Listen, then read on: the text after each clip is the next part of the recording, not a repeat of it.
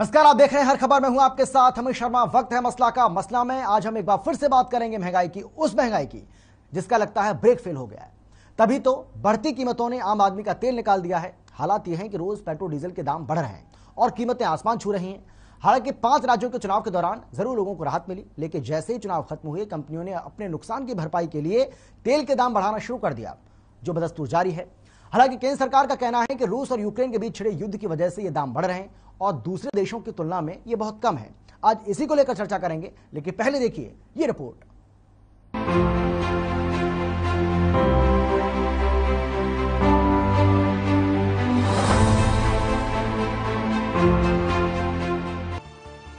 ऐसा लगता है कि देश में महंगाई का ब्रेक फेल हो गया है। 5 राज्यों में विधानसभा चुनाव खत्म होते ही राहत का दौर भी खत्म हो गया। जैसे ही चुनाव खत्म हुए महंगाई की किश्तें शुरू हो गई। आज फिर से पेट्रोल और डीजल की कीमतों में 80-80 पैसे की बढ़ोतरी कर दी गई।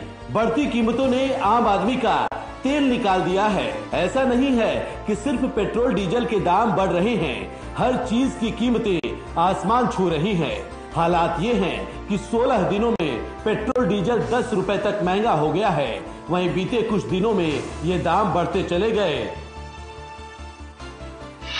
तो रोज 80 पैसे पेट्रोल डीजल महंगा। 16 दिन में 10 रुपए बढ़े दाम। सीएनजी पीएनजी कई बार महंगी हुई।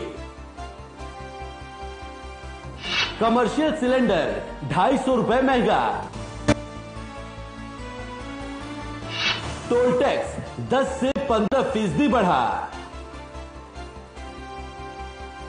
800 दवाओं के दाम बढ़े। आटा 5 रुपए महंगा। दूध के दाम 2 से 4 रुपए तक बढ़े। घी 45 रुपए महंगा। खाद्य तेल 15 रुपए महंगा।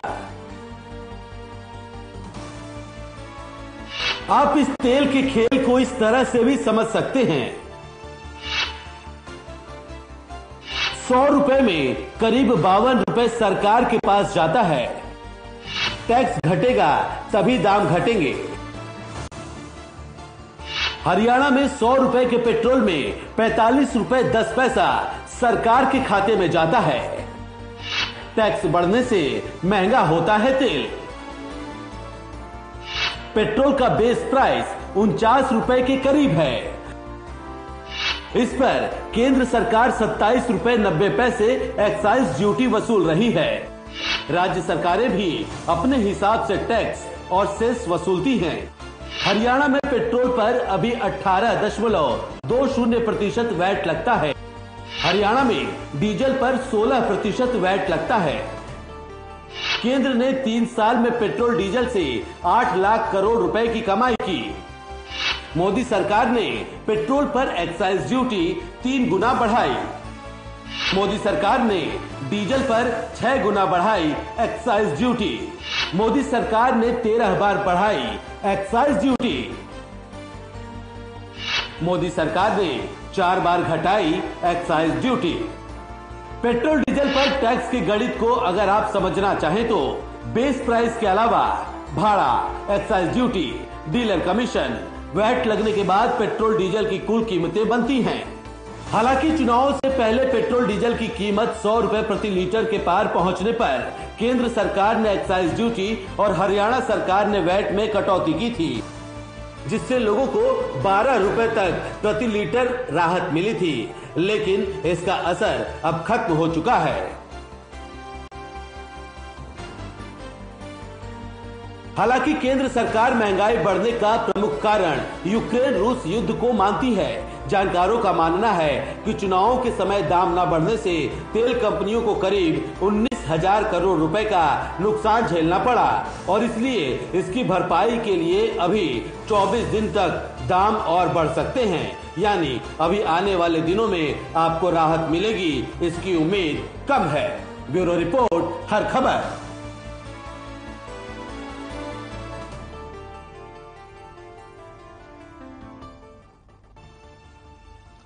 तो रोज 80-80 पैसे बढ़ रहे हैं और 16 दिन में 10 रुपए अब तक पेट्रोल डीजल पर बढ़ चुके हैं।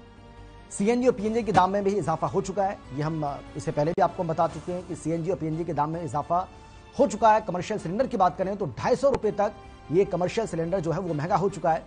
इसके साथ ही टोल टैक्स 10 से 15% तक बढ़ चुका है। टोल टैक्स के दामों में 10 से 15% तक इजाफा 1 अप्रैल से कर दिया गया। 1 अप्रैल से ही 800 दवाओं के दामों में इजाफा किया गया। 800 से ज्यादा दवाएं ऐसी हैं जिनके दामों को बढ़ा दिया गया। आटा 5 रुपए महंगा हो चुका है। ये बीते कुछ दिनों की बात आपको बता रहे हैं। दूध के दाम की अगर हम बात करें तो दूध के दाम भी 2 से 4 रुपए तक बढ़ चुके हैं। चाहे वो मदर डेयरी का दूध हो, चाहे वो अमूल का दूध हो, इनके दाम बढ़ चुके हैं। घी 45 रुपए महंगा हो चुका है बीते कुछ दिनों में। इसके साथ ही खाद्य तेल की बात करें तो खाद्य तेल के दाम भी 15 रुपए तक बढ़ चुके हैं। खाद्य तेल के दाम 15 रुपए महंगे हो चुके हैं। अब देखिए, ये हम आपको बता रहे हैं, ये आपके लिए समझना बहुत जरूरी है। अगर 100 रुपए का पेट्रोल आप खरीद रहे हैं तो उसमें से 52 रुपए सरकार के पास जा रहे हैं। टैक्स घटेगा तभी दाम घटेंगे, यानी कि टैक्स अगर नहीं घटेगा तो आप दाम घटने की उम्मीद नहीं कर सकते हैं। हरियाणा की अगर हम बात करें तो 100 रुपए के पेट्रोल में यहां 45 रुपए 1 पैसा सरकार के खाते में जाता है। टैक्स बढ़ने से तेल महंगा होता है, ये सीधा सीधा गणित है। पेट्रोल का बेस प्राइस की अगर हम बात करें तो 49 के करीब है पेट्रोल का बेस प्राइस। इस पर केंद्र सरकार की तरफ से 27 रुपए 90 पैसे एक्साइज ड्यूटी वसूली जा रही है और उसके हिसाब से राज्य सरकारें भी अपने हिसाब से इस पर टैक्स और सेस वसूलती हैं और इसके बाद ही इसकी कीमत बढ़ती है। हरियाणा में पेट्रोल पर अगर हम वैट की बात करें तो ये 18 रुपए 20 पैसे लग रहा है। डीजल पर वैट 16% लगता है। केंद्र ने 3 साल में पेट्रोल और डीजल से 8 लाख करोड़ रुपए की कमाई की है। 8 लाख करोड़ रुपए की कमाई। मोदी सरकार ने पेट्रोल पर एक्साइज ड्यूटी को 3 गुना बढ़ाया है। मोदी सरकार ने डीजल पर 6 गुना एक्साइज ड्यूटी को बढ़ाया है। तो ये तेल का जो खेल है इसको आप आसानी से इस तरीके से समझ सकते हैं। मोदी सरकार ने 13 बार एक्साइज ड्यूटी को बढ़ाया, जबकि 4 बार ऐसा हुआ जब एक्साइज ड्यूटी को घटाया भी गया, लेकिन 13 बार बढ़ाया गया और सिर्फ 4 बार घटाया गया। ये एक आंकड़ा और आपके सामने हम रख रहे हैं, अगर आप इसको ठीक से देख पा रहे हैं तो, कि किस तरीके से आप जो दाम है वो इसकी जो कीमत है वो बनती है। चाहे इसमें हम बेस प्राइस की बात करें, यानी कि बेस प्राइस के अलावा भाड़ा जो है वो इसमें ऐड होता है। इसके बाद एक्साइज ड्यूटी जो केंद्र सरकार की ओर से ली जाती है, जिसको हम उत्पाद शुल्क कहते हैं। इसके साथ ही वैट जो राज्य सरकारों की ओर से ली जाती है और इसके अलावा डीलर कमीशन। तो कुल मिलाकर के इन सबको मिलाकर आप जो पे करते हैं 1 लीटर पेट्रोल का दाम या 1 लीटर डीजल का दाम जो आप पे करते हैं, उसके हिसाब से ये पूरा का पूरा बनता है। यानी कि पेट्रोल डीजल के अगर हम टैक्स के गणित को समझें तो ये इस तरीके से लिया जाता है। यानी कि मान के चलिए कि अगर आप जो बेस प्राइस है पेट्रोल का वो 49 रुपए है, अब इसमें भाड़ा भी जोड़ा जाएगा। इसके हिसाब से फिर इसमें एक्साइज ड्यूटी लगेगी केंद्र सरकार की तरफ से। राज्य सरकार ने अपने अपने हिसाब से, हर राज्य सरकार का अपना एक तरीका होता है टैक्स वसूलने का और हर राज्य का अपना वैट का एक सिस्टम है कि किस तरीके से वैट लोगों से लिया जाना है। तो एक्साइज ड्यूटी केंद्र सरकार की ओर से, वैट राज्य सरकारों की ओर से, उसके बाद इस पर डीलर कमीशन, तब जाकर पेट्रोल की कुल कीमत बनती है, जिसके हिसाब से आप 1 लीटर पेट्रोल डीजल के या फिर 1 लीटर डीजल के दाम, पेट्रोल के दाम जो आप चुकाते हैं वो किस तरीके से आपको चुकाना पड़ता है। ये यहां पर पूरा जो गणित है, पूरा जो आंकड़ा है वो हमने आपके सामने रखा है। आज इसी को लेकर हमें चर्चा करनी है, क्योंकि महंगाई लगातार बढ़ती जा रही है। ऐसा नहीं है सिर्फ पेट्रोल डीजल के दाम बढ़ रहे हैं। पेट्रोल डीजल हो, सीएनजी पीएनजी हो, घरेलू सिलेंडर हो या फिर कमर्शियल सिलेंडर हो, हर चीज के दाम बढ़ रहे हैं। दालों के दाम बढ़ चुके हैं, सब्जियों के दाम बढ़ चुके हैं और हमने बताया भी है आपको कि किस तरीके से दूध के दाम पिछले दिनों बढ़ा दिए गए, खाद्य तेल के दाम बढ़ा दिए गए। हमने आपको यह भी बताया कि किस तरीके से लगातार दामों में जो इजाफा हो रहा है, लोगों का बजट इससे कैसे बिगड़ रहा है। यह भी अपने आप में एक अहम बात हो जाती है, एक बड़ी बात हो जाती है। 80-80 पैसे के हिसाब से पेट्रोल डीजल के दाम हर रोज बढ़ाए जा रहे हैं और 16 दिन के भीतर भीतर 10 रुपए अब तक पेट्रोल डीजल के ऊपर बढ़ चुके हैं। सीएनजी के दाम इससे पहले आपको याद होगा कि 2.5 रुपए तक बढ़ा दिए गए। इससे पहले हालांकि थोड़े कम बढ़ाए गए थे, लेकिन 24 घंटे के भीतर भीतर 2.5 रुपए का इजाफा सीएनजी के दामों में एक बार फिर से कर दिया गया। पीएनजी के दाम कई बार बढ़ चुके हैं। कमर्शियल सिलेंडर के दाम 250 रुपए तक, एक साथ 250 रुपए कमर्शियल सिलेंडर के दामों में इजाफा कर दिया गया। टोल टैक्स जिस तरीके से हमने आपको बताया कि 1 अप्रैल से ही 10 से 15% तक टोल टैक्स जो है वो बढ़ा दिया गया, उसमें इजाफा कर दिया गया। 800 दवाएं ऐसी हैं जिनके दामों में इजाफा कर दिया गया। 800 दवाएं, यानी कि अब जो इलाज का खर्च है वो भी अब आपको बढ़ने वाला है, क्योंकि 800 दवाओं के दाम बढ़ा दिए गए सरकार की ओर से। 1 अप्रैल से ये लागू भी हो चुका है। 5 रुपए आटा महंगा हो चुका है बीते कुछ महीनों की अगर हम बात करें। इसके साथ ही दूध के दाम, आपको याद होगा हाल ही में दूध के दाम बढ़ाए गए थे। तमाम जो दूध की कंपनियां हैं उन्होंने इन दामों में इजाफा किया था। घी का दाम जो है वो भी बढ़ गया है और घी के दाम में 45 रुपए का इजाफा बीते कुछ ही महीनों के अंदर हो चुका है। खाद्य तेल के बारे में हमने आपको बताया कि किस तरीके से 15 रुपए का इजाफा इसमें हो गया है। तो यानी कि बात केवल सीमित पेट्रोल डीजल तक नहीं है। और देखिए, पेट्रोल डीजल से सारी की सारी चीजें जुड़ी हुई हैं। अगर पेट्रोल डीजल के दामों में इजाफा होता है तो हर चीज पर इसका असर पड़ेगा, जो खास तौर पर देखने को भी मिल रहा है।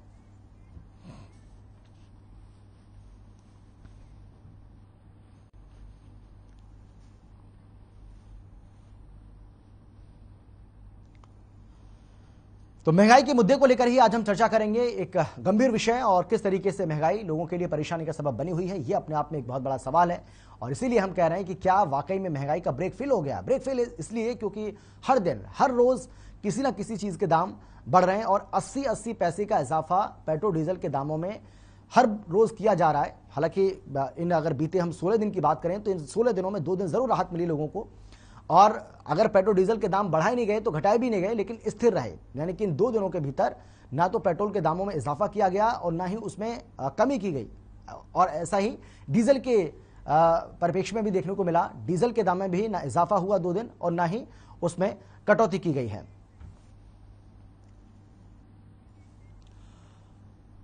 और चलिए अब चर्चा की शुरुआत करेंगे, लेकिन कौन कौन खास मेहमान हमारे साथ मौजूद हैं उनसे आपका हम परिचय करा देते हैं। हमारे साथ बीजेपी की ओर से भूपेंद्र सिंह जी हैं। हमारे साथ कांग्रेस की तरफ से अब से कुछ ही देर के बाद जितेंद्र चंदेला जी जुड़ेंगे। और हमारे साथ इनेलो की ओर से रजवन रहीमवाल जी जुड़ चुके हैं। आपका स्वागत है। लेकिन भूपेंद्र जी, मैं सबसे पहले आपके पास आते हुए सर, ये 80-80 पैसे का क्या सिस्टम है जो 80-80 पैसे का इजाफा किया जा रहा है? भाई अगर जब बढ़ाने ही है तो 20-25 रुपए एक साथ बढ़ा दीजिए, ताकि पब्लिक को भी तसल्ली मिल जाए, उसको भी पता है कि हाँ अब आपको, अगर आप 1 लीटर पेट्रोल ले रहे हैं या डीजल ले रहे हैं तो उसको उस पहले से आपको उस पर 20 से 25 रुपए फालतू देना ही देना है। लेकिन ये 80-80 पैसे का जो सिस्टम बना रखा है, ये क्या मतलब समझे इसका?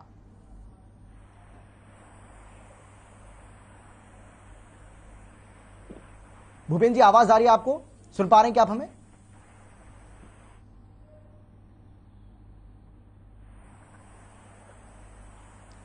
भूपेंद्र जी, आवाज आ रही है आपको हमारी? सुन पा रहे हैं क्या आप हमें?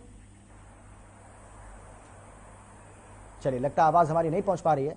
हम फिर से जुड़ने की कोशिश करेंगे, आपके पास एक बार फिर से आएंगे। रजवन जी, आपको आवाज आ रही है मेरी? आप सुन पा रहे हैं क्या?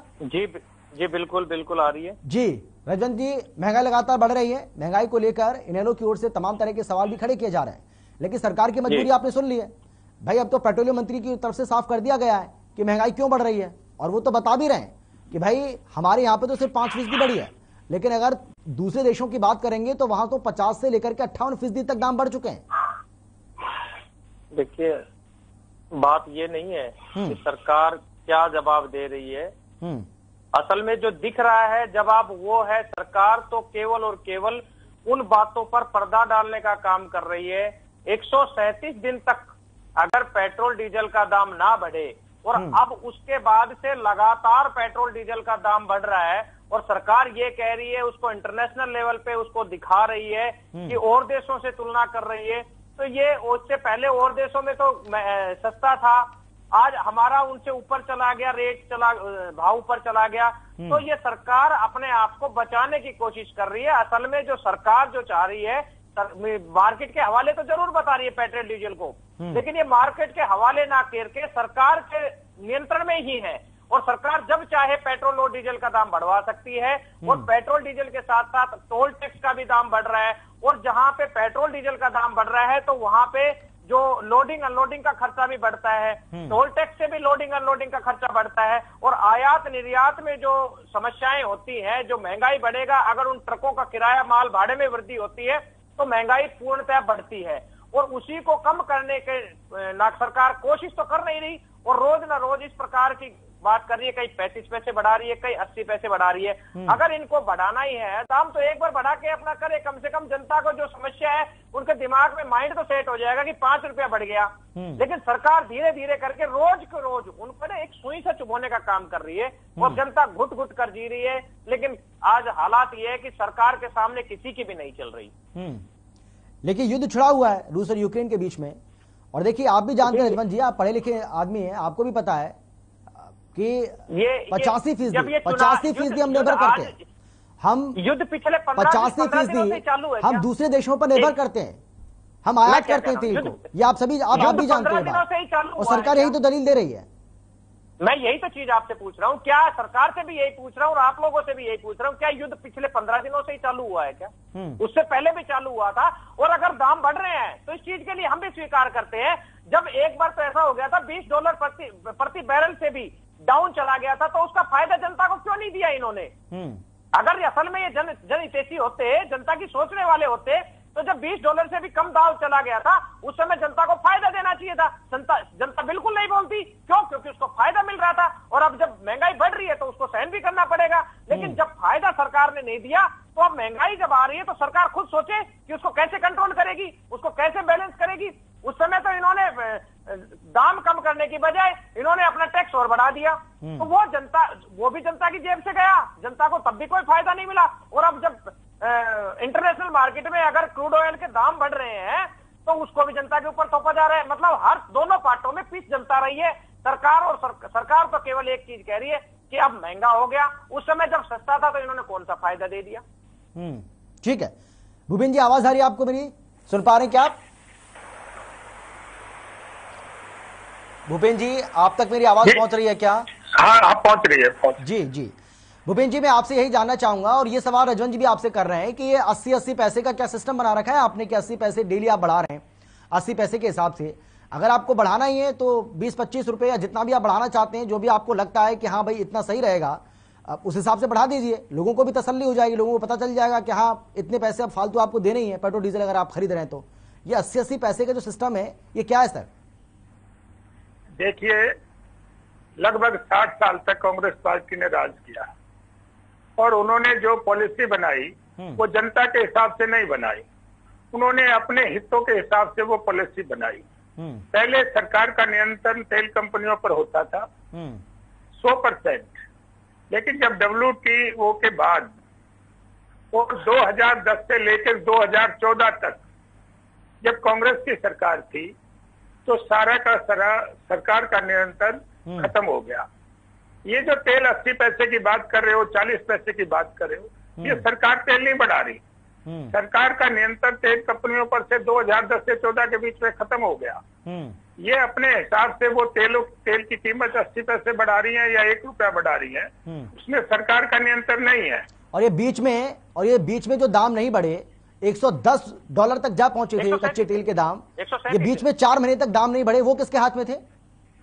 नहीं, वो कंपनियों के हाथ में ही थे। वो कंपनियों के हाथ में थे। सरकार का तो इंटरफेरेंस है ही नहीं। वो सरकार के हाथ में नहीं थे। चुनाव के दौरान आपने एक पैसा नहीं बढ़ाया, वो आपके हाथ में था, लेकिन अब तेल कंपनियों के हाथ में है। आप जब नियंत्रण सरकार के हाथ में नहीं होगा तो वो तेल कंपनी अपने हिसाब से बढ़ा रही है।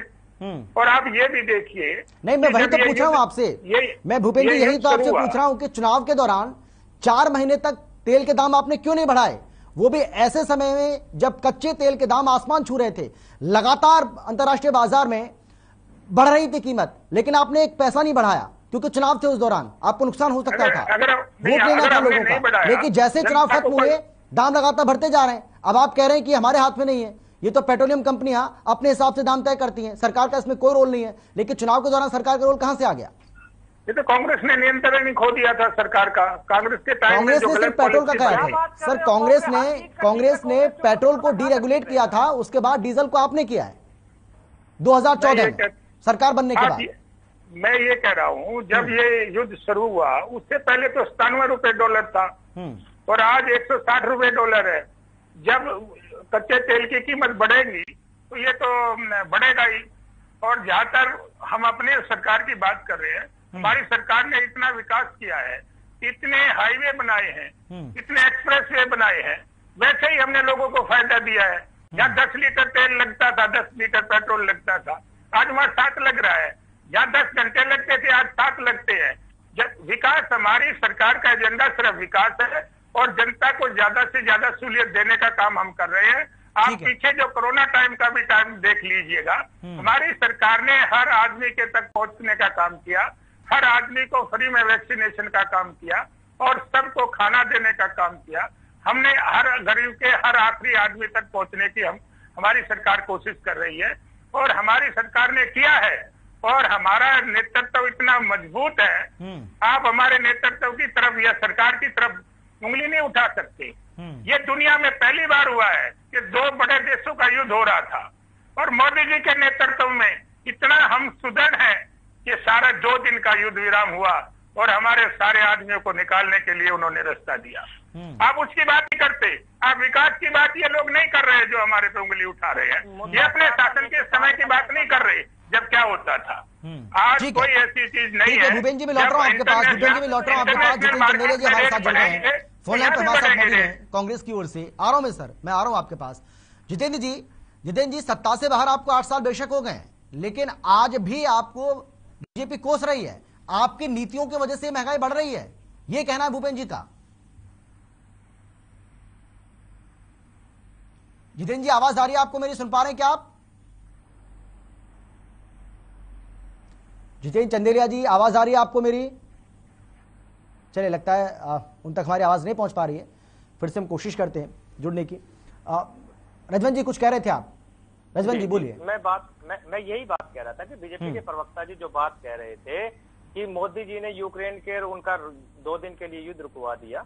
असल में हमारे जो वहां पे स्टूडेंट्स थे, जो हमारे वहां पे लोग जो वहां पे यूक्रेन में फंसे हुए थे, अगर समय रहते अगर उनको निकाल लिया जाता तो शायद इतना जो भय का माहौल जो वहां पे जो हमारे स्टूडेंट्स थे, हमारे जो वहां के भारत देश के जो लोग रहने वाले थे, उनके परिवार ने जो भय के साए में, या जो लोग वहां पे थे उन्होंने जो भय के साए में अपना जीवन, अपने कुछ दिन जो बिताए हैं, वो भी शायद आपकी पार्टी की ही देन है। जब आप लोगों को या सरकार को ये पता है कि वहां पे युद्ध होने की संभावना बनी हुई है, तो अपने जो लोग हैं उनको निकालने के लिए आपने पहले कोशिश क्यों नहीं की? आप ये चीज तो कह देते हो कि हमने ये किया, हमने वो किया, और जब आज आप ये कह रहे हो कि तेल का दाम बढ़ रहा है, हमारे नियंत्रण में नहीं है, तो नियंत्रण में नहीं है तो जब तेल का दाम जब डाउन गया था तो क्या आपने नियंत्रण उसको डाउन करने के लिए कंपनियों से क्यों नहीं कहा? क्या कंपनियों ने उसको डाउन क्यों नहीं किया? और अगर कंपनियों ने डाउन किया था तो 16-17 रुपए आपने बढ़ाने का काम, आपने टैक्स बढ़ाया था, शायद इसका भी आपको पता होगा। तो ये चीजें आप कैसे कंपनियों के ऊपर थोप रहे हो? असल में आज भी चाहे कुछ भी लो, लेकिन आज भी इन तेल कंपनियों पर सरकार का पूर्ण नियंत्रण है। सरकार जब चाहे उन पर दाम कम करवा सकती है। सरकार अगर चुनाव अभी किसी भी राज्य में हो, वहां पे दाम ऑटोमेटिक कम करा सकते थे। यूपी के चुनाव 5 स्टेटों में जो चुनाव थे, उन चुनावों को आपने बैलेंस बनाने के लिए आपने 137 दिन तक दाम नहीं बढ़ने दिया। और अब यूक्रेन से युद्ध आज नहीं हो रहा, काफी दिनों से चल रहा है। पिछले 15 दिन से रोज दाम बढ़ रहा है, कभी 80 पैसे, कभी 40 पैसे, कभी 35 पैसे। तो ये चीज सोचने का विषय है और जनता भली भांति आपके दोगली नीति को पहचान चुकी है। ठीक है जितेंद्र जी, आप सुन पा रहे हैं क्या? आप मुझे आवाज आ रही है आपको मेरी? जी आ रही है। जी जितेंद्र जी, भूपेन जी ये कह रहे हैं, बीजेपी के जो प्रवक्ता हैं उनका ये साफ तौर पर कहना है कि आपकी जो नीतियां हैं, यानी कि जब आप सरकार में थे, जब आप सत्ता में थे, आपकी नीतियों की सजा भुगत रहा है देश आज भी, चाहे बेशक आपको 8 साल से ज्यादा वक्त हो चुका है। देखिए बड़ा केंद्र से भी, राज्य से भी। देखिए बड़ा दुर्भाग्यपूर्ण है, बड़ा हास्यास्पद लगता है। पूरा देश आज देख रहा है कि महंगाई की मार पूरा देश आज झेल रहा है। जिस प्रकार किसान, मजदूर, गरीब का मेरा वर्ग आज पिस रहा है महंगाई की मार में, तो बड़ा दुर्भाग्यपूर्ण है। इनको तो पंडित जवाहरलाल नेहरू याद आते हैं। 8 साल इनकी सरकार को हो गए, इनको कांग्रेस की खामियां दिखती हैं। 8 साल में ये किसी भी आपदा में देश की मदद नहीं कर पाए, बड़ा दुर्भाग्यपूर्ण है। या आपने देखा 2008 में जब पूरा विश्व, मैं इनको बताना चाहता हूं, जवाब देना चाहता हूं, और मेरा एक सवाल भी है भारतीय जनता पार्टी से, मनोहर लाल खट्टर जी से, नरेंद्र मोदी साहब से। मेरा सवाल है केंद्र की सरकार से, प्रदेश की सरकार से भी, और भारतीय जनता पार्टी के प्रवक्ता से भी। 2008 में जब पूरा विश्व, पूरी दुनिया आर्थिक सुनामी से जूझ रही थी, तब भारत देश को आर्थिक सुनामी से बचाने वाले, भारत की अर्थव्यवस्था को मजबूत करने वाले डॉक्टर मनमोहन सिंह, पूर्व हमारे प्रधानमंत्री साहब ने, जो एक पढ़े लिखे शिक्षित अर्थशास्त्री थे, उन्होंने असंगठित क्षेत्र के लोगों के पास पैसा पहुंचाने का काम किया। असंगठित क्षेत्र, ये समझते हैं क्या है असंगठित क्षेत्र? मैं बता देता हूं। असंगठित क्षेत्र का मतलब है किसान, मजदूर, गरीब, कर्मचारी, प्राइवेट कर्मचारी, गवर्नमेंट कर्मचारी, तमाम लोगों, असंगठित क्षेत्र के लोगों के पास पैसा पहुंचाने का काम किया, जीडीपी को स्थिर रखने का काम किया, और लोगों के पास पैसा पहुंचा, उनकी जेब में पैसा आया, मार्केट में पैसा आया, राजस्व बढ़ा सरकार। जितेंद्र जी, ये सरकार भी तो यही कह रही है। पेट्रोलियम मंत्री हरदीप सिंह पुरी का बयान सुना आपने? पेट्रोलियम मंत्री हरदीप सिंह पुरी ये कह रहे हैं कि आप महंगाई महंगाई महंगाई महंगाई कर तो रहे हैं, लेकिन अगर दूसरे देशों की अगर आप तुलना करेंगे, आप कंपैरिजन करेंगे, तो हमारे यहाँ पे तो सिर्फ 5% महंगाई बढ़ी है। अगर दूसरे देशों में आप देखेंगे, जिस तरीके से रूस और यूक्रेन के बीच में युद्ध हो रहा है, वहां 50% से लेकर के 58% तक महंगाई बढ़ चुकी है। वहां पर पता नहीं, बड़ा दुर्भाग्यपूर्ण है, कहां से इनके पास आंकड़े आते हैं, कैसे ये उलझुल बातें करते हैं। ये देश शिक्षित लोगों का देश है, अर्थशास्त्री यहाँ पर बड़े बड़े बैठे हुए हैं, वो आज देख रहे हैं तमाशा। आपदा को अवसर में बदलना सीखना है तो भारतीय जनता पार्टी से सीखिए, मनोहर खट्टर की सरकार से सीखिए, नरेंद्र मोदी जी से सीखिए। कोरोना काल के अंदर आपदा में अवसर को जैसे बदला गया, जिस प्रकार सैनिटाइजर, मास्क लेके और जिस प्रकार ऑक्सीजन बिना दवाइयों के हमारे लोगों ने जाने दी, जिस प्रकार इन्होंने आपदा को अवसर में बदला, उसी प्रकार आज जो यूक्रेन और रूस का युद्ध चल रहा है, उसका बहाना लेते हुए इन्होंने महंगाई को चरम पे लाया हुआ। जब इनके 5 स्टार होटल, 7 स्टार होटल जैसे इनके कार्यालय दिल्ली के अंदर भारतीय जनता पार्टी के खुले हुए हैं, इनके नेता माला माल होते जा रहे हैं। उद्योगपतियों की सरकार है, अडानी अंबानी की सरकार है, किसान, मजदूर, गरीब, कमेरा वर्ग की सरकार नहीं है। आज देश की जनता पिस रही है। और मैं हरियाणा प्रदेश की बात करूं तो 3 लाख करोड़ के कर्ज के नीचे प्रदेश की जनता है, जो बेहद शर्मनाक है, बड़ा दुर्भाग्यपूर्ण है। ये यूक्रेन युद्ध के नाम पर जिस प्रकार तेल की कीमत बढ़ा रहे, खाद्य सामग्री की कीमत बढ़ा रहे हैं, तो मैं बताना चाहता हूं, साउथ उड़ीसा और साउथ बिहार का आपको हालात बता देता हूं। ये हिंदू मुसलमान की राजनीति करते हैं। मैं इनको बताना चाहता हूं, अगर हिंदू मर जाता है तो भारतीय संस्कृति के अनुसार उसकी चिता को अग्नि नहीं देते, उसको जलाते नहीं, सबको। मुसलमान मर जाता है, एक सवाल है मेरा, दफनाते नहीं है। सुनिए, आप मेरी बात कंप्लीट करने दीजिए मुझे। चलिए बोल लीजिए। देखिए सर, देखिए आप सुनिए मेरी बात। मुसलमान, अगर हमारा व्यक्ति मरता है तो उसको कब्रिस्तान में दफनाया जाता है, हिंदू मरता है तो उसका अंतिम संस्कार किया जाता है। ना तो हिंदू अंतिम संस्कार कर रहा है साउथ उड़ीसा, साउथ बिहार के अंदर, और ना मुसलमान दफना रहा है अपने शव को। वो उन शवों को बेचकर, मैं बड़ी गंभीर बात कह रहा हूं, मानवता को शर्मसार करने वाली ये घटना है। वो उन शवों को बेचकर जो पैसे मिलते हैं मेडिकल इंस्टीट्यूट से, वो उस पैसे से अपना चूल्हा जला रहे, घर जला रहे। ये हालात पैदा कर दिए, ये हालात हो चुके हैं मोदी जी की सरकार में देश के। आज गरीब, एनसीआरबी के आंकड़े, ये मैं नहीं कहता, किसान मजदूर से ज्यादा आत्महत्या या बेरोजगार शिक्षित युवा कर रहा है। महंगाई की मार से लोग आत्महत्या कर रहे हैं, गरीबी बेरोजगारी की मार से आत्महत्या कर रहे हैं। स्थिरता माहौल देश में नहीं है, स्थिरता नहीं है। मैंने आपकी बात सुन ली, अब आप मेरा सवाल सुन लीजिए। मैं ये पूछ रहा हूं आपसे, भाई ठीक है, अगर केंद्र सरकार नहीं कर रही, राज्य सरकार नहीं कर रही है, तो आप ही मिसाल कर दीजिए, दे दीजिए सर। भाई आप एक मिसाल दीजिए ना। छत्तीसगढ़ में आपकी सरकार है, राजस्थान में आपकी सरकार है, महाराष्ट्र में आप गठबंधन में सरकार चला रहे हैं, झारखंड में आप गठबंधन में सरकार चला रहे हैं। इन चारों राज्यों में आप वैट कम करवा दीजिए। दूसरे जो राज्य हैं जो बीजेपी शासित हैं, उनके लिए एक मिसाल होगी और उनको भी लगेगा भाई देखिए, जब कांग्रेस कर सकती है तो हम क्यों नहीं कर सकते, वैट घटवा दीजिए। जी जी, दाम अपने आप कम हो जाएंगे। सम्मानित साथी, देश की जनता ने जनादेश दिया, 5 राज्यों में भी चुनाव हुए और इनकी सरकार 4 राज्यों में आई भारतीय जनता पार्टी की। देखिए, बड़ा दुर्भाग्यपूर्ण है, बड़ा हास्यास्पद लगता है, जहां हमारी सरकार छत्तीसगढ़ और राजस्थान के अंदर है कांग्रेस पार्टी की। हमने जहां पर पुरानी पेंशन लागू करने का काम किया, हमने जहां पर कर्मचारी जो ठेका प्रथा में काम करते थे, इनके घोषणा पत्र में था भारतीय जनता पार्टी के, हमने एक लीग करके दिखाया। आज मुद्दा ये है जितेंद्र जी, मेरे सवाल से आप बच नहीं सकते हैं। क्या बेरोजगार दिया? सवाल आपसे दिखाइए। केंद्र की सरकार है, प्रदेशों में चर्चा उसको लेकर कर ही नहीं रहे। राज्यों में 4 राज्यों में मैं आपसे जानना चाह रहा हूं कि अगर आपको वाकई में लगता है कि पेट्रोल डीजल के दाम बढ़ रहे हैं, आम लोगों पर इसका भार पड़ रहा है और आम लोगों की इतनी चिंता कांग्रेस पार्टी को है, तो कांग्रेस पार्टी अपने राज्यों में वैट घटाकर लोगों को राहत क्यों नहीं देती है? क्यों वो दूसरे राज्यों के लिए मिसाल कायम नहीं करती है? मैं ये जानना चाह रहा हूं।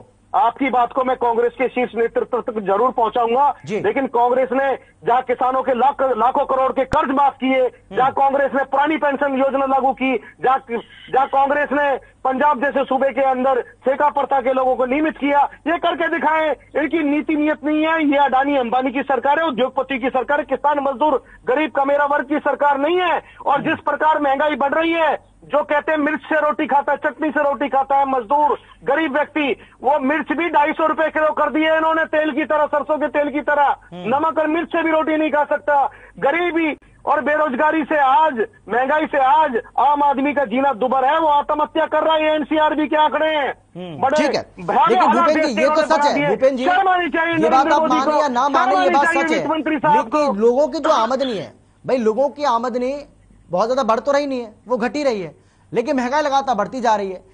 इम्बैलेंस्ड हो रही है चीजें इम्बैलेंस्ड हो रही हैं, और इसकी वजह से लोगों को दिक्कतें हो रही हैं। तो इस पर तो सरकार को संज्ञान लेना ही होगा ना, आज नहीं तो कल। देखिए, मेरे कांग्रेस के भाई साथी ने पॉलिसी की बात की। जो इनकी सरकार थी, जिसको अर्थशास्त्री हम मानते हैं, 1,40,000 करोड़ रुपए का तेल बॉन्ड किसने जारी किया? आज भी हम 9,960 करोड़ रुपए प्रति वर्ष हमको ब्याज देना पड़ रहा है। ये तो इनकी पॉलिसी है। और दूसरी बात ये करते हैं, जहां जहां कांग्रेस की सरकारें हैं, दुर्भाग्यपूर्ण है कि जिस प्रकार झूठे आंकड़े आप मीडिया के सामने पेश कर रहे हैं, जो झूठ की, धर्म की, जाति की, राम की राजनीति कर रहे हैं। आज मैं पूछना चाहता हूँ कि एक राम कबीर साहब मुझे याद आते हैं, एक राम दशरथ का बेटा, एक राम घटघट में बैठा। कौन से राम की बात कर रहे हैं? दशरथ के बेटे राम की बात कर रहे हैं, भगवान राम की बात आप करते हैं, धर्म जाति की बात आप करते हैं। आज धर्म जाति पे वोट डालने वाले हिंदुस्तान के आवाम से मैं पूछना चाहता हूँ कि आज आपके बच्चों के पेट को काटा जा रहा है, आपके भविष्य पर तलवार लटकी हुई है, आज भूख से लोग मर रहे हैं। क्या आपकी जिम्मेदारी नहीं बनती सरकार सत्ता से सवाल पूछना? नरेंद्र मोदी जी जवाब दीजिए। भारत की जनता भूख और गरीबी से मर रही है, बेरोजगारी से मर रही है, जवाब ले लेते युवा दिशाहीन हो रहा है, वो आत्महत्या कर रहा है। एनसीआरबी के यहाँ आप टीवी पर बात कर रहे हैं, किसी रैली में नहीं है आप। महंगाई कब थमेगी, कैसे रुकेगी? भाषण नहीं दे रहे हैं, कोई आपके पास ठोस नीति है? आपके पास कोई ठोस नीति नहीं है। साल के अंदर आपके पास ठोस नीति थी नहीं? जब देश की जीडीपी लुढ़क रही थी, गिर रही थी, ताबड़तोड़ गिर रही थी, तब आपके पास कोई ठोस नीति थी? आज जो महंगाई की मार देश से रहे, आज भी आपके पास कोई ठोस नीति नहीं है। मैंने पूरा मौका दिया आपको, मैंने पूरा मौका दिया आपको। आप 5 मिनट तक अकेले लगातार बोले सर, अब उनको सुन लीजिए। मैं अपने साथी से एक बात कहना चाहता हूँ कि चिल्लाने से कुछ नहीं होता। जनता सब जानती है, और जनता सब जान रही है, भुगत रही है, जनता भोग रही है। जान नहीं रही है जनता, भोग रही है। जान दे रही है जनता, भूखमरी से, गरीबी से, बेरोजगारी से, महंगाई से जान दे रही है जनता। मैं कांग्रेस प्रवक्ता से कहना चाहता हूं, अगर इस पे आप डिबेट कभी होगी तो इस पे भी मैं आने को तैयार हूं। मैं कांग्रेस का हल बता सकता हूं। क्या कांग्रेस हरियाणा चैलेंज कर रहा हूं? मैं देश के प्रधानमंत्री नरेंद्र मोदी को चैलेंज कर रहा हूं, मैं आपको तमाम पार्टी के प्रवक्ता को चैलेंज कर रहा हूं। दम है तो जितेंद्र कन्हैया के साथ आमने सामने रूबरू होकर डिबेट कीजिए। दम है, मुद्दा तुम्हारे, जगह तुम्हारी, और तय कीजिए। चैलेंज है मेरा। महंगाई के ऊपर, चर्चा तो कम हो रही जितेंद्र जी, उनको बोलने का मौका दें, आप बोलने नहीं दे रहे उनको। अर्थव्यवस्था के ऊपर, जितेंद्र जी ज्यादा उत्साहित होना ठीक बात नहीं है, उत्साहित होइए, लेकिन अति उत्साहित होना ठीक नहीं है। जितेंद्र जी सुनिए, आराम बचा चुका है, उसको आंखें नहीं दिखा रहे हैं। महंगाई से पूरे देश की जनता का जो हाल बेहाल है। जितेंद्र जी उनको बोलने दीजिए, आप मजबूर कर रहे हैं सर, आपका फेडर डाउन करना पड़ जाएगा। जितेंद्र जी को बोलने दीजिए। बार बार नहीं चढ़ती, ये आवाज आवाम न करे खुदा, ये जनता जनार्दन तुम्हें सबक सिखाएगी। ठीक है जितेंद्र जी, उनको सुनिए भाई, तथ्यों के साथ बात करिए ना। ऐसे जोर जोर से चिल्ला से कुछ नहीं होगा सर, चिल्लाने से कुछ नहीं होगा। हरियाणा के अंदर हार हुई आपकी दोनों चुनाव में, क्या हार हुई ना दोनों चुनाव में? हरियाणा में नाचना है आनंद टाइगर। आप तो 5 राज्यों में हार गए सर, पंजाब में अपनी सरकार नहीं बचा पाए। जितेंद्र जी मैं आ रहा हूँ, मैं जितेंद्र जी लौटूंगा आपके पास। जितेंद्र जी बोलने दीजिए उनको, गलत बात है, समय खराब कर रहे हैं आप। मुद्दे से ये भटका रहे हैं। जितेंद्र मैं जी, आपको समय खराब हो रहा है। बताना चाह रहा हूं। महंगाई के ऊपर बोलने के लिए वो महंगाई पर बोल रहे हैं। भाई महंगाई इसलिए बढ़ा रहे हैं क्योंकि ये सरकार, मैंने एक सवाल किया, आप जवाब नहीं दे पाए जितेंद्र जी। महंगाई बढ़ रही है। आप गोलमोल जवाब दे रहे हैं। मैंने आपसे सवाल, आपको अगर इतनी चिंता है तो आप अपने राज्यों में करवा दीजिए ना, जहाँ पर आपकी सरकार है, या जहाँ पर आप गठबंधन में सरकार में चला रहे हैं, जहाँ पर आप गठबंधन में सरकार चला रहे हैं, वहाँ करवा दीजिए बैठ कम। इनके मुंह आप जवाब नहीं दे पा रहे हैं, आपके पास जवाब ही नहीं है। चिल्ला रहे हैं। बोलिए भूपेंद्र जी, बोलिए बोलिए भूपेंद्र जी। देखिए, नरेंद्र मोदी देश के प्रधानमंत्री, उनसे महंगाई कम कराइए ना, कराइए महंगाई कम, तेल के दाम कम कराइए। अडानी अंबानी साहब को जो गिरवी रख चुके हैं देश, रेल गेल बेल सेल अरे हो गया सर, हो गया जितेंद्र जी। जितेंद्र जी, तमाम सरकारी पीसीयूज बेच दिया जितेंद्र जी, आप अपनी बारी में बोलिए, अपनी बारी में आपने सब कुछ बोल लिया, लेकिन आप बार बार उन चीजों को दोहरा रहे हैं। गलत बात है। महंगाई से बात करते हैं। जितेंद्र जी का ऑडियो डाउन कर दीजिए, जितेंद्र जी का ऑडियो डाउन कर दीजिए। बोलिए, अब बोलिए, आप मजबूर कर रहे हैं मुझे, और कोई विकल्प नहीं है मेरे पास। भूपेंद्र जी बोलिए। और हम सहनशीलता की बात करते हैं और हम कभी भी उलट सुलट बातें नहीं करते। आप डिबेट हमारी महंगाई पे हो रही है और इन्होंने जितना जोर लगा के चिल्ला के ये बातें करी, चिल्लाने से कुछ नहीं होता। जितनी स्टेट हरियाणा के अलावा आप जो स्टेट है जिस पर कांग्रेस की सरकार है, आप छत्तीसगढ़ में देख लीजिए, राजस्थान में देख लीजिए, महाराष्ट्र में देख लीजिए, केरला में देख लीजिए, दिल्ली में देख लीजिए, हरियाणा से सब जगह पेट्रोल की कीमतें ज्यादा हैं। और ये क्या बात कर रहे हैं? आप मोदी पे और भारतीय जनता पार्टी पे वो हाथ उठाने की बात कर रहे हैं या उनकी तरफ उंगली उठाने की बात कर रहे हैं? इतना सुदृढ़ नेतृत्व यहाँ हमारे कांग्रेस के समय में सारी सीटें बिकती थी, सारी नौकरियां बिकती थी, सारे प्लॉट बिकते थे और सारे के सारे लोग कांग्रेस के ज्यादातर लोग जमानत पर हैं। और जो हरियाणा की बात कर रहे हैं, यहाँ के नेताओं पे तो 6 केस बने हुए हैं, 6 केसों में जमानत पे आए। ये हमें को सिखाना चाहते हैं राष्ट्रीयता। क्या कांग्रेस की राष्ट्रीयता है? हरियाणा में 5 परिवार है जिनके आपकी क्या नीति है महंगाई के लिए, बेरोजगारी के लिए, किसान मजदूर के लिए? अपनी नीति बताइए। आप भारत मर रहा है महंगाई की मार से, भारत के लोग मर रहे हैं बेरोजगारी से, महंगाई से। आप पे ठोस नीति है क्या? नरेंद्र मोदी जी पे ठोस नीति है क्या? वित्त मंत्री पे ठोस नीति है क्या? देश के सामने तुम लोगों का चेहरा आ चुका है। सत्य को सत्य कहना वेदों के अनुकूल है, भय के कारण झूठ बोलना यही मामूल है। सत्य को सत्य कहो, सत्य स्वीकार करने की ताकत रखो, स्वीकार करो, स्वीकार करिए। आज महंगाई से पूरे देश की आवाम मर रही है, दरवाजे बंद वोट किया है। ठीक है, तुमने जो देश के साथ ठीक है, रजन जी कुछ कहना चाह रहे हैं? ठीक है, मैं बहुत देर से सुना हूं सर आप दोनों को, आप मान ही नहीं रहे, गलत बात है ये। और जितेंद्र जी, आप अपनी बारी में बोलिए। मैं तो मानने को तैयार हूं, आपकी बारी आ रही है, दिशाहीन करेंगे डिबेट को, तो मैं बीच में बोलूंगा, मुद्दे पर बोले, मुद्दे से ना भटकिए। ठीक है, रजवंत जी बोलिए। एक तो केंद्र में सत्ताधारी पार्टी और एक विपक्षी दल, उन दोनों को आज चाहिए तो ये था कि जनता के जो मुद्दे हैं, जो असल में जो महंगाई की मार से जनता को किस प्रकार से उबारा जाए, किस प्रकार से इसका निदान किया जाए, बात तो चर्चा तो उस चीज पे होनी चाहिए थी। हमारे भाई जितेंद्र चंदेलिया को काफी दिनों से शायद किसी पर स्टेज पर भाषण देने का मौका नहीं मिला और शायद उसी की वजह से वो बेमतलब की वजह और डिबेट को खराब करने का काम कर रहे थे। भैया आपने सरकारें चलाई है भारतीय जनता पार्टी के साथ, आपने सरकार चलाई है। हरियाणा में कहावत है, चार तो बोले बोले, चांदी बोले जिसमें बेहतर से आपने सरकारें चलाई है। कमाल की बात है, ये भाषण नहीं है। 3 लाख करोड़ का कर्ज भाषण नहीं है, तथ्यों के आधार पर बोल रहा हूँ। नेता प्रतिपक्ष सदन में विधानसभा के अंदर श्री भूपेंद्र सिंह हुड्डा, पूर्व मुख्यमंत्री हरियाणा, तथ्यों के आधार पे बताया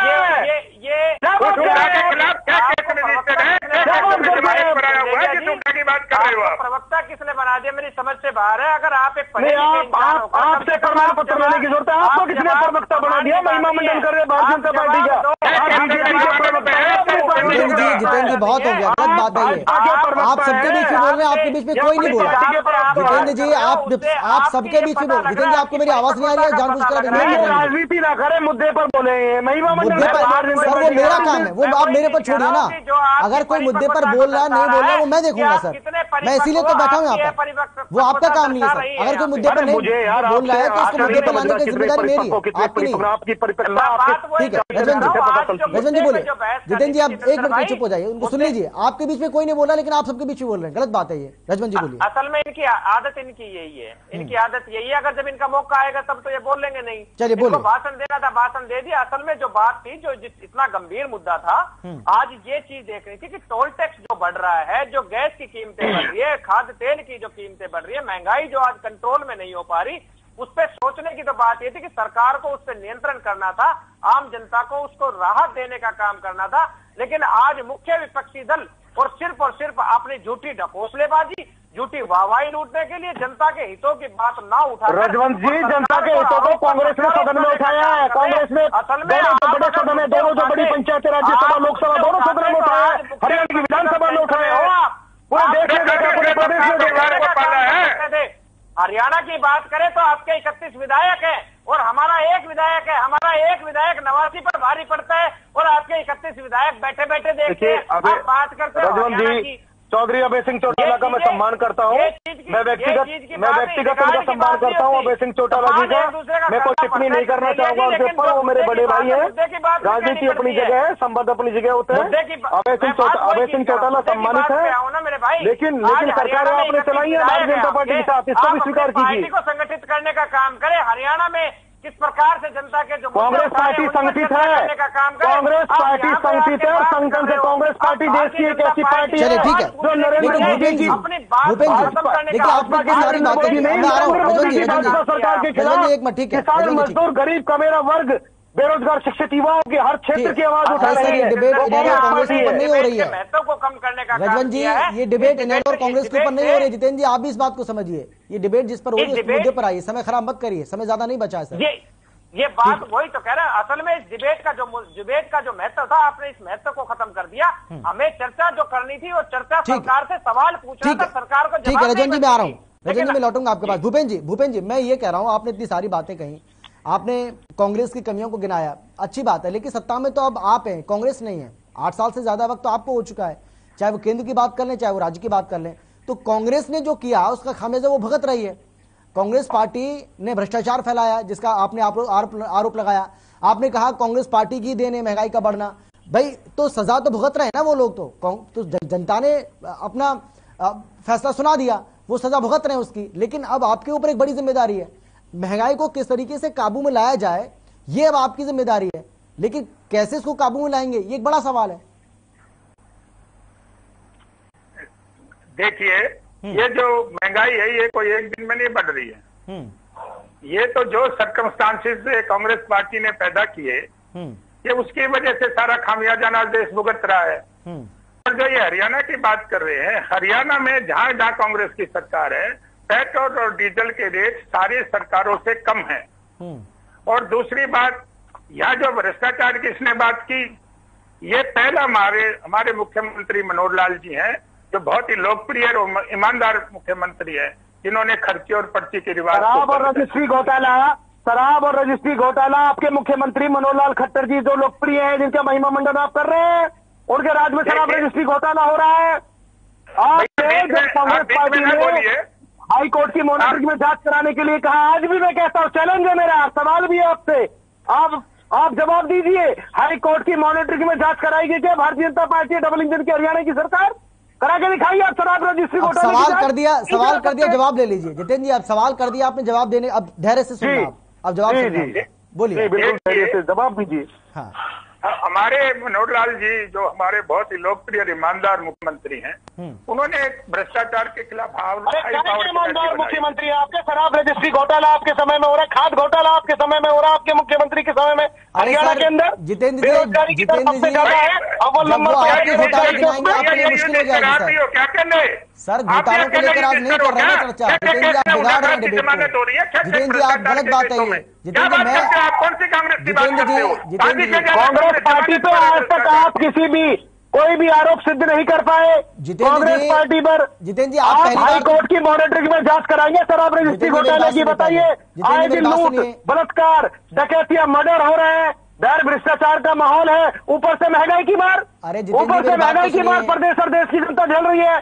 केंद्र में आपकी सरकार है, प्रदेश में आपकी सरकार है, एक ठोस नीति आप बता दीजिए। बताइए कैसे महंगाई कम करेंगे आप, बताइए कैसे जनता को राहत पहुंचाएंगे आप, बताइए। करने के बाद जवाब भी लेना होता है जितेंद्र जी, ये क्यों भूल जाते हैं आप? और मेरा आप पहली बार तो सर आए नहीं, जितेंद्र जी, इसके पहले भी मैंने आपके साथ इतनी सारी डिबेट की है, आप पता नहीं क्या हो गया आज आपको, क्या मतलब आप सुन ही नहीं रहे मेरी बात, गलत बात घर में झगड़ा हो गया। अगर आपको मौका मिल रहा है, जब आपको मौका मिलता है आप अपनी बारी बोलिए, जब दूसरे को मौका है दूसरे की बारी में बोलना अच्छी बात नहीं होती है। और ये डिबेट का तरीका भी नहीं है, डिबेट का तरीका भी नहीं है कि आप खुद ही बोले जाएं, दूसरे को बोलने का मौका ना दें, उसको ना बोलने दें। ये सवाल है मेरा कि कोई ठोस नीति बताएं, मेरा सवाल है बता रहे ना बताएं। अरे सर, जब किस प्रकार महंगाई देश में जब आप बोलने देंगे तभी तो बताएंगे ना, वो आप बोलने नहीं दे रहे उनको तो बताएंगे क्या? भूपेंद्र जी बोलिए। ये जो हमारे साथी प्रवक्ता हैं, इनकी जो 4 राज्यों में हार हुई है और 397 उम्मीदवारों की जमानत जब्त हुई है, ये उसकी बौखलाहट। अरे मुद्दे पर बोले भाई, आप मुद्दे पर बोले। ये मैं तो इनको बता रहा हूँ कि ये हार जीत जनता कराती है, ये परीक्षा दे रहे हैं। और जो भ्रष्टाचार की बात है और महंगाई कम करने की बात है, हमारे माननीय मुख्यमंत्री बहुत ही लोकप्रिय और ईमानदार मुख्यमंत्री हैं। उन्होंने हाई पावर कमेटी बनाई है भ्रष्टाचार के खिलाफ लड़ाई लड़ने। महंगाई पर आइए सर, महंगाई पर बोलिए। महंगाई पर बोलिए, कैसे कम करेंगे? ठोस नीति बताइए, आपकी सरकार ने कोई बनाई है? बताइए। उसका जवाब तो दे दूं। बोलिए। जो उसने सवाल किया उसका मैं जवाब तो दे दूं। टाइम किल कर रहे, बताइए आप। और जो भ्रष्टाचार की बात वो आदमी करे जिसका अपना घर शीशे का हो, दूसरों पे पत्थर नहीं फेंकने चाहिए। कांग्रेस पार्टी में नेशनल लेवल से लेकर हरियाणा वही बात आपसे कह रहे हैं, आप पर चिरतार्थ होती है कहावत। और सारी महंगाई, जो महंगाई हमारे हरियाणा में है, यहाँ पर कांग्रेस पार्टियों की सरकार है, सबसे हमारा कम रेट डीजल का है, सबसे कम रेट पेट्रोल का है। ये दूसरों के सवाल पूछते हैं, ये राजस्थान में क्यों नहीं कम करा रहे रेट, ये महाराष्ट्र में क्यों नहीं कम करा रहे? आप राजस्थान की छोड़िए, आप अपनी कर दीजिए ना। आज हमें हरियाणा, हमारा तो कम है, हमारा तो सारे जहाँ कांग्रेस की सरकार है पहले हरियाणा के हो। अगर आप केंद्र की बात करोगे तो आप अलग बात आ जाएगी, आप हरियाणा की बात करिए। हरियाणा की बात कर रहा हूँ। योजना पड़ रहा है अपने घर चलाने के लिए, कोशिश उनका। इनके पास रघुवंश जी इनके पास कोई जवाब नहीं है। इनके मुख्यमंत्री का महिमा मंडन करते हैं इनके प्रवक्ता, इनके पास जवाब नहीं है। सरकार के पास कोई ठोस नीति नहीं है महंगाई के खिलाफ, जनता को राहत प्रदान कराने के लिए कोई ठोस नीति नहीं है। आप डॉक्टर अफसर में इन्होंने बदला, बेरोजगारी की जो मार प्रदेश और देश की जनता सहन कर रही थी, सह रही थी, झेल रही थी, आज बेरोजगारी ने कमर तोड़ दिया आम जनता की, गरीब का, मेरा वर्ग की, मजदूर की। दुर्भाग्यपूर्ण है। एक ठोस नीति वित्त मंत्री की बता दीजिए, प्रधानमंत्री की बता दीजिए, योजना आयोग की बता दीजिए, एक ठोस नीति बता दीजिए भारतीय जनता पार्टी की, नरेंद्र मोदी की सरकार के, एक ठोस नीति जिससे महंगाई कम कराई जा सके। बताइए कौन सी ठोस नीति आप? आज नरेंद्र मोदी, माननीय नरेंद्र मोदी हमारे जो प्रधानमंत्री हैं, उनकी नीतियों का सारा देश, सारी दुनिया उसके गुणगान कर रही है। अरे महिमा मंडन मत करिए नरेंद्र मोदी जी का, नीति बताइए, क्या नीति आपके प्रिय नरेंद्र मोदी साहब की? ठोस नीति बताइए, वित्त मंत्री की बताइए, आप नीति क्या ठोस नीति है महंगाई के लिए? योजना आयोग की बताइए, प्लानिंग कमीशन की नीति बताइए आप। मुझे लग रहा है जितेंद्र जी आप तय करके आए। जितेंद्र जी मुझे ऐसा लग रहा है कि आप तय करके आए कि आप किसी को बोलने नहीं देंगे, संवैधानिक और कानूनी तौर पर बता दीजिए आप। भैया आप किसी की सुनोगे तो मैं बताऊंगा। मुझे ऐसा लग रहा है कि आप ये तय करके आए और ये तरीका ठीक नहीं है, ये तरीका बिल्कुल भी ठीक नहीं है और ना डिबेट से होती है जिस तरीके से आप कर रहे हैं, और इससे पहले आपने कभी ऐसा किया भी नहीं है, लेकिन आप गलत कर रहे हैं। जवाब दे दीजिए। अरे सर ऐसे नहीं होता है ना, सिर्फ आप ही आप बोले जा रहे हैं, किसी को मौका नहीं दे रहे आप बोलने का, गलत बात है। मैं सवाल कर रहा हूं, मेरा सवाल नहीं सुन रहे आप, ये तरीका बिल्कुल ठीक नहीं है, ये सही नहीं है जितेंद्र जी, गलत बात है ये। अगर उनसे आप सवाल कर रहे हैं तो उनका जवाब भी तो दीजिए, आप जवाब नहीं ले रहे हैं। वो एक लाइन नहीं बोलते, आप बोलने लग जाते हैं। तुम्हारा है, तुम झूठ को सच लिख दो, अखबार तुम्हारा है। अरे सर जब आपकी बारी आएगी, जब आपकी बारी आएगी आप बता दीजिएगा उन्होंने क्या कहा। आपके पास मौका होगा ना, मौका दूंगा मैं आपको। महंगाई से प्रदेश और देश की जनता को राहत मिल सके, एक ठोस नीति बता दीजिए। पार्टी को सारे कैंडिडेटों की जमानतें जब्त हो रही है। हरियाणा में दोनों चुनाव में, उपचुनाव में आपकी हार हुई है। आपको सबक सिखाया प्रदेश की जनता ने, सबक सिखाया है ना। हरियाणा के अंदर आप हरियाणा के प्रवक्ता हैं, राष्ट्रीय प्रवक्ता नहीं है। जितेंद्र भाई शायद आप बोल रहे हो हरियाणा की बात कर रहे हो, आप दल का काम हरियाणा में कौन सी कांग्रेस की बात कर रहे हो ताकि मैं आपका उत्तर दे दूं। भी फर्क नजर नहीं आ रहा। कांग्रेस पार्टी के अलावा एक भी पार्टी धरातल पर इनके खिलाफ नहीं बोल रही। लोगों पर चलचल संपत्ति के मामले चल रहे हैं तो कैसे बोलेंगे? इन पर चलचल संपत्ति के मामले आप एक एक करके बोलेंगे तो ज्यादा बेहतर है। एक साथ आप बोल रहे हैं, क्या फायदा, किसी को समझ नहीं आ रहा।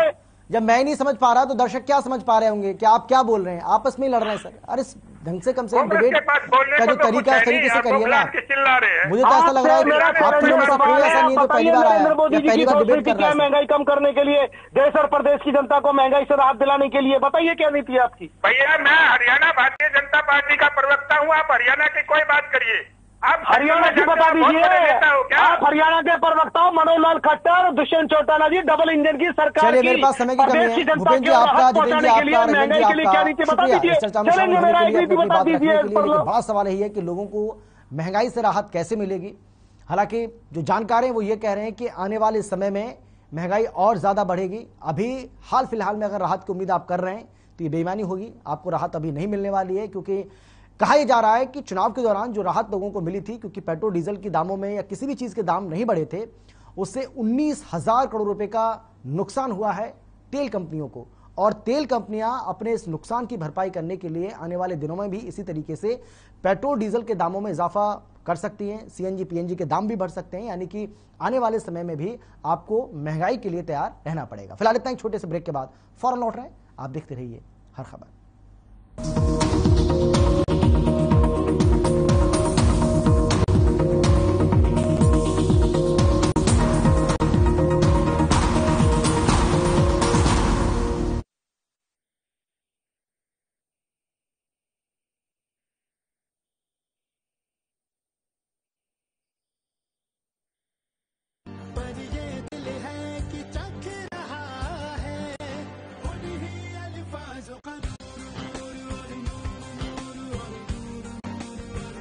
दूर कितना भी जाओ, इस जुबान से दूर ना जा पाओगे। विमल, बोलो जुबान केसरी। मेरे जैसा कोई दूसरा? चुलबुलापन जिसकी हर बात में खुल जाए, जिंदगी में रंग भर दे। मेरी जैसी मेरी अपनी पताका। पताका चाय, गजब का स्वाद। अरे रंगों का उमंगों का जज्बा कहाँ रुकता है, मन साफ है तेरा अंदर तो बाहर दिखता है। जो अच्छा हो, जो सच्चा हो, वही तो दिखता है। हम निरमा एडवांस हैं, मन की तरह कपड़े भी साफ रखते हैं। निरमा एडवांस। पंजाब है जसप्रीत का ठिकाना, मुंबई है आदर्श का आशियाना, केरल का गोविंद निवासी, कोलकाता में जन्म है काशी। हर हिंदुस्तानी की शान, ARB बियरिंग्स जोड़े सारा हिंदुस्तान।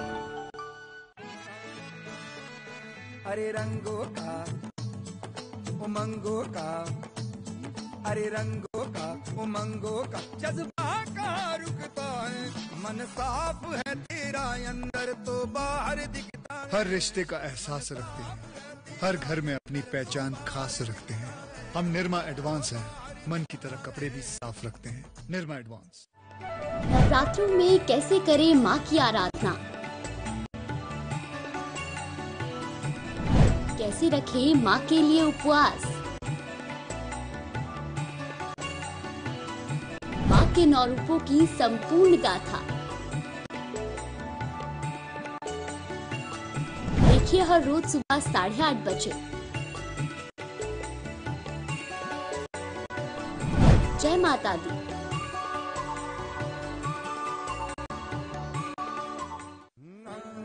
अरे रंगों का उमंगों का जज्बा कहाँ रुकता है, मन साफ है तेरा अंदर तो बाहर दिखता है।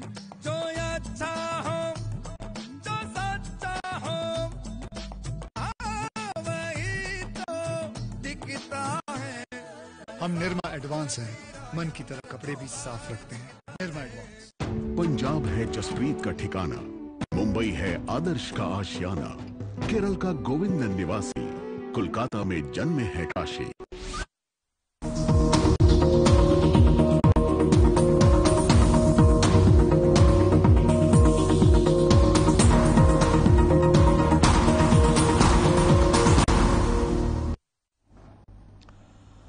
ब्रेक के बाद आपका स्वागत है। एक बड़ी जानकारी आपको हम दे रहे हैं, इस वक्त की एक बड़ी खबर आपको हम बता रहे हैं। इस वक्त की जो बड़ी जानकारी आ रही है वो चंडीगढ़ से है। शिक्षा विभाग ने RTE को लागू किया है। जिला शिक्षा अधिकारियों को इस बाबत निर्देश भी जारी किए हैं। आर्थिक रूप से कमजोर बच्चों को दाखिला मिलेगा, पास के स्कूलों में छात्रों को दाखिला मिलेगा। बड़ी जानकारी आपको हम दे रहे हैं। सरकार की ओर से एक बड़ा फैसला लिया गया है। आपको याद होगा कि इससे पहले नियम 134A को खत्म करने का फैसला सरकार ने लिया और इसके बदले आरटीई के जरिए छात्रों को एडमिशन देने की बात की, जिसमें कहा गया है कि गरीब छात्रों को आरटीई के जरिए 20% कोटा उनके लिए रखा गया है और इस बाबत आदेश भी सरकार की ओर से जारी कर दिया गया है। हालांकि नियम 134A को खत्म करने के बाद बवाल भी खड़ा हो रहा है और कांग्रेस इसका विरोध कर रही है। कांग्रेस का यह कहना है कि सरकार ने इस नियम को खत्म करके ठीक नहीं किया है। ये नियम गरीब परिवारों के लिए एक अच्छा नियम था और गरीब परिवारों को इसका फायदा भी मिल रहा था। हालांकि सरकार का यह कहना है कि कांग्रेस ने इस नियम को बना तो दिया, लेकिन इससे किसी तरह का कोई फायदा छात्रों को नहीं मिल पा रहा था और इसीलिए इसको बरकरार रखने का किसी तरह का कोई औचित्य बनता नहीं है और इसी वजह से सरकार ने आरटीई के जरिए 25% बच्चों का दाखिला लेने का फैसला किया है। तो पास के स्कूलों में इन छात्रों को अब दाखिला मिल पाएगा। शिक्षा विभाग ने आरटीई को लागू करने का जो आदेश है वो जारी भी कर दिया है और इसके जरिए अब छात्र जो हैं, जो गरीब परिवार के छात्र हैं, वो निजी स्कूलों में निःशुल्क शिक्षा ले पाएंगे।